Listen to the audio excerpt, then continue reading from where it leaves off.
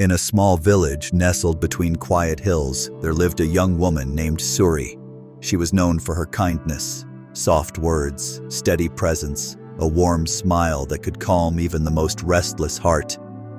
But behind her calm face lived a storm she never showed. She was tired.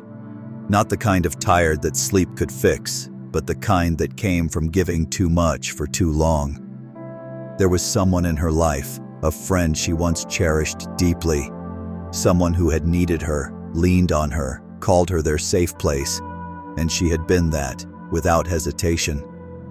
But over time, something shifted. The conversations grew heavier. The moments became one-sided. Suri began to feel like a container, only there to hold, never to be held. She tried to convince herself this was love, that real care meant endurance, that loyalty meant silence. But each time she walked away from their talks, she felt emptier, not angry, not bitter, just gone.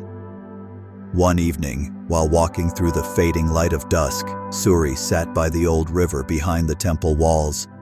The Zen master, an old woman with eyes like moonlight, sat nearby, brewing tea under a crooked tree. Without turning, the master spoke softly.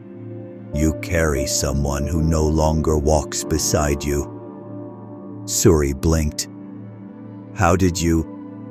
The master smiled. "You wear their weight in your silence." And in that moment, something inside Suri cracked, not from pain, but from truth. She had been holding on, not to a person, but to an old version of love. Suri looked down at her hands, resting in her lap. They were steady, but she remembered when they used to tremble, after long calls where she said all the right things, but none of what she felt. She whispered, "I don't want to hurt them." The master poured tea slowly, steam rising between them like a quiet veil. "To let go," she said, "is not to harm. To turn away with peace is not the same as turning cold." Suri frowned. "Then what is it?" The master handed her a cup, warm and light. "It is choosing to walk away with love still in your chest, not ice."